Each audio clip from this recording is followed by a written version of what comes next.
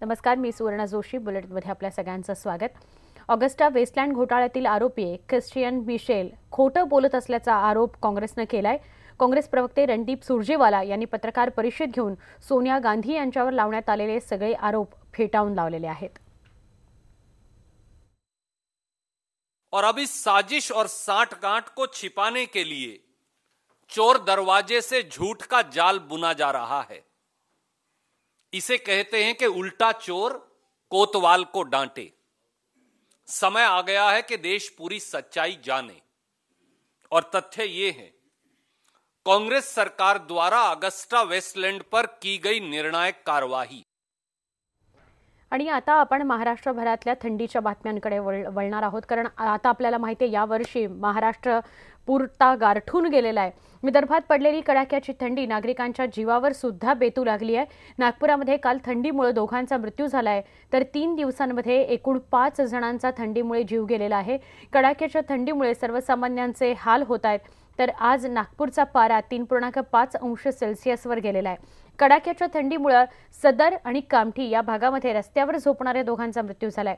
थंडीच्या लाटेत रस्त्यावर राहणाऱ्या लोकांचा मृत्यू होण्याची शक्यता असते आणि त्यामुळेच शहरांमध्ये शेल्टर होम्स असणं गरजेचं असतं. पण नागपूर महापालिकेचं शेल्टर होम मात्र गेल्या अनेक महिन्यापासून कालावधीपासून बंद अवस्थेत आहे. धुळ्यामध्ये इतिहासातली सगळ्यात कमी तापमानाची नोंद झाली आहे. म्हणजेच 2.2 अंश सेल्सिअस इतक्या तापमानाची नोंद धुळ्यातली झालेली आहे. थंडीच्या या कहरामुळे सामान्य जनजीवन विस्कळीत झालेलं आहे. तापमान 4 डिग्री सेल्सिअस पर्यंत खाली गेलं आहे. पण एवढं तापमान कमी झालं असताना आणि या थंडीचा लोकांच्या आरोग्यावर परिणाम होत असताना सुद्धा प्रशासन सुस्त झोपेत असल्यासारखी परिस्थिती आहे. नागपूर महानगरपालिकेचं हे निवारा केंद्र पाहू शकतो आपण, पण हे नावापुरतीच आहे. कारण की या ठिकाणी लोकांना राहण्यासाठी ज्या सोयी पाहिजे त्या काही नाही आहे आणि हे फक्त पुरुषांसाठी आहे. शहरातल्या विविध भागांमध्ये 3 दिवसामध्ये 5 लोकांचे मृत्यू झाले आहे. कारण की थंडीमुळे जे लोक रस्त्यात राहतात, निवारा ज्यांच्याकडे नाही आहे, त्या लोकांचे मृत्यू झाले आहे. पण एवढं असून सुद्धा कुठलीही आतापर्यंत उपाययोजना झालेली नाही आहे. काही सामाजिक कार्यकर्ते, काही सामाजिक संघटना या लोकांना ब्लँकेट वापरतायत, जे निवारा ज्यांच्याकडे नाही आहे त्यांना. पण निवारा केंद्र सरकारचं हे नावापुरतीच आहे आणि असे निवारा केंद्र आणखी निर्माण व्हावे अशी मागणी केली जाते. पण नागपूर महानगरपालिका असो किंवा जिल्ह्याचं प्रशासन असो, या थंडीच्या संदर्भात काही गंभीरतेनं लक्ष द्यायला तयार नाही आहे. त्यामुळे 3.5 एवढं काल तापमान कमी गेलं होतं आणि आज 4 डिग्रीपर्यंत तापमान आहे. पण एवढं तापमान कमी होऊन सुद्धा कुठलाही अलर्ट आणि कुठलीही माहिती ही प्रशासनाच्या वतीनं अद्यापपर्यंत देण्यात आलेली नाही आहे. व्हिडिओ सुनील लोंढेसह प्रवीण मुधोळकर, न्यूज 18 लोकमत, नागपूर. जशी नागपूरमध्ये परिस्थिती आहे, नागपूर जसं गारठलेलं आहे तसंच धुळे आणि परभणी सुद्धा गारठलेला आहे. धुळे शहरासह जिल्ह्यात थंडीची लाट आहे. जिल्ह्याच्या आतापर्यंतच्या इतिहासातलं सगळ्यात कमी तापमान यावर्षी नोंदवलं गेलेलं आहे, या मोसमात नोंदवलं गेलेलं आहे. 2.2 अंश सेल्सिअस इतकी धुळ्यामध्ये थंडी आहे. थंडीच्या या कहरामुळे सामान्य जनजीवन विस्कळीत झालंय. जिल्ह्यात गेल्या 3 दिवसांपासून थंडीचं प्रमाण वाढतच चाललंय. धुळे कृषी महाविद्यालयाच्या माध्यमातून ही तापमानाची नोंद करण्यात आलेली आहे. 1991 मध्ये जिल्ह्यात 2.3 अंश सेल्सिअस तापमान नोंदवलं गेलेलं होतं. परभणीमध्ये सुद्धा 3.3 अंश सेल्सिअस तापमान नोंदवलं गेलंय. त्यामुळे शहरातील एकूण जनजीवनावरच याचा परिणाम झालेला आहे. सकाळच्या वेळी बाजारपेठा उशिरानं उघडत आहेत. पुढील काही दिवस ही थंडी अशीच राहणार आहे अशीच माहिती मिळते. परभणी आणि धुळ्यातली ही दृश्य आपण बघतोय.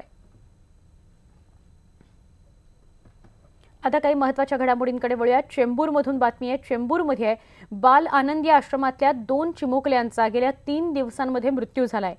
24 डिसेंबरला आश्रमातील 5 मुलांना उलटी आणि जुलाबाचा त्रास होऊ लागला. त्यांचं वय साधारणपणे 1.5 ते 2 वर्षांच्या जवळपास आहे.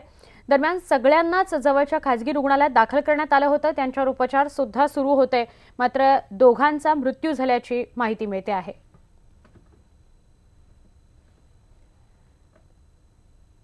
मुंबईत वर्षभरामध्ये इमारतीला लागलेल्या आगींमुळे 43 जणांचा मृत्यू झाल्याची माहिती आहे.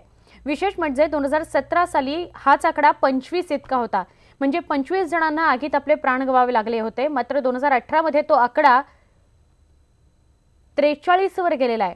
या वाढत्या आकड्यानंतरही अग्निशमन दल आणि पालिकेनं कोणताही धडा घेतलेला नाही हेच स्पष्ट होत आहे। तर पिंपरीतल्या दापोडीतून एक धक्कादायक बातमी आहे। पिंपरीतल्या दापोडीत 5 जणांच्या एका टोळक्यानं पूर्व वैमनस्यातून गुन्हेगार अल्विन राजगोपाल याला ठार मारून टाकलेला आहे।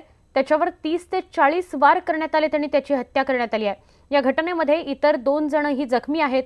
या प्रकरणामध्ये अभिषेक चव्हाणसह अन्य 4 विरोधात गुन्हा दाखल करण्यात आला। दापोडीतल्या भीमनगर परिसरातली ही घटना आहे।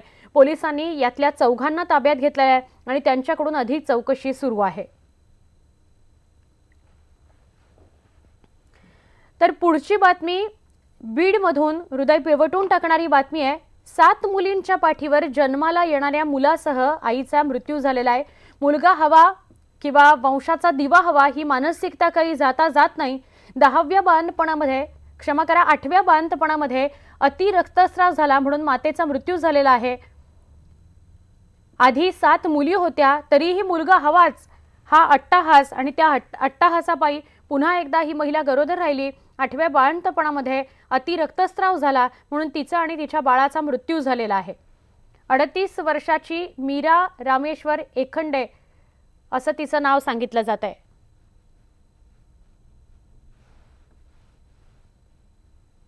प्रसूती दरम्यानच या महिलेचा मृत्यू झालेला आहे। बीडमधल्या डॉक्टरांनी शर्थीचे प्रयत्न केले तिला वाचवण्यासाठी। 3 तास तिच्यावर उपचार सुरू होते। 7 मुलींच्या पाठीवर जन्माला येणारा 8वं अपत्य मुलगा आणि ही आई जी आपल्याला छायाचित्रामध्ये दिसते या दोघांचाही मृत्यू झालेला आहे। तर यवतमाळ शहरातील रेती व्यावसायिकाची धामणगाव मार्गावरील चांदोरे नगरात काल रात्री हत्या करण्यात आली आहे। इथंही कारण तेच पूर्व वैमनस्यातून ही हत्या झाली आहे। या घटनेमुळे शहरातील नागरिकांमध्ये भीतीचं वातावरण आहे। सचिन मांगळूरकर असं या मृत व्यक्तीचं नाव आहे। ते गेल्या काही वर्षांपासून शहरात बांधकामाचा आणि रेतीचा व्यवसाय करतात। आणि आता आपण जाणार आहोत टेक्नोवांझा या फेस्टिवलमध्ये। व्हिजिट कॉलेजचा टेक्नोवांझा फेस्टिवल सध्या सुरू आहे। त्यामुळे केवळ चित्रांमध्ये बघायला मिळणारे इस्रोचे रॉकेट्स वेगवेगळे सॅटेलाइट्स इथं प्रत्यक्षात बघायला मिळत आहेत। इस्रोचं हे मॉडेल माटुंग्याच्या व्हिजिट कॉलेजमध्ये बघायला मिळत असून हे इस्रो प्रदर्शन पाहण्याकरता लहानांपासून ते अगदी मोठ्यांपर्यंत सगळेच जण या फेस्टिवलला गर्दी करत आहेत। व्हिजिटच्या टेक्नोवांझा फेस्टमध्ये इस्रोचं हे एक्झिबिशन लागलेलं आहे आणि हे एक्झिबिशन बघण्यासाठी जवळपास इथे 3-4 किलोमीटरच्या या रांगा लागलेल्या आहेत। आपण बघतोय की किती मोठी ही तरुणांची गर्दी इथे बघायला मिळते आणि इस्रोचे हे जे सायंटिस्ट आहेत हे स्वतः येऊन या इक्विपमेंट्स बद्दल इकडच्या गोष्टींबद्दल जे आहे ते स्वतः एक्सप्लेन करतायत। या एक्झिबिशन मध्ये नक्की काय काय आहे हे पाहूयात। इथे वेगवेगळे इक्विपमेंट्स हे वेगवेगळे रॉकेट्स इथे बघायला मिळतात। या रॉकेट बद्दलची माहिती आपण जाणून घेणार आहोत की नक्की हे काय आहे। GSLV नावाचं हे रॉकेट आहे। नक्की या रॉकेट बद्दलची एक्स्ट्रा माहिती आपल्या बरोबर आहे तिकडचे व्हॉलंटियर्स। मला सांग काय एक्झॅक्टली हे रॉकेट आहे? हे एक GSLV आहे ज्याचा फुल form Jio synchronous satellite launching vehicle असतो। बेसिकली हे एक असं व्हेकल आहे ज्याच्यात आपण सॅटेलाइटला अर्थवरून ठेवून त्यांच्या ऑर्बिटमध्ये सोडू शकतो। हे सगळ्यात पहिलं GSLV MK1 आहे। याचे 3 पार्ट्स असतात, स्टेज 1, स्टेज 2 आणि स्टेज 3। स्टेज 1 मध्ये आपण एक तर ही पूर्ण बॉडी एक मासी बॉडी असते ज्याच्यात सगळीकडे फ्युअल भरलं जातं। फक्त वरचा पार्ट जिथे इंडियाचा फ्लॅग आहे तिथे आपण कॅप्सूल मध्ये सॅटेलाइट ठेवतो। पहिला पार्ट ज्याच्यात आपण सॉलिड फ्युअल भरतो, सेकंड स्टेज मध्ये आपण लिक्विड फ्युअल भरतो आणि तिसऱ्या याच्यात आपण क्रायोजेनिक भरतो। क्रायोजेनिक हे एक नवीन प्रकारचं फ्युअल आहे जे इंडियात नाही मिळत आणि ते रशियामधून इम्पोर्ट केलं जातं। Video journalist Ganesh काळेसह Prajakta Pol, news 18 Lokmat, Mumbai.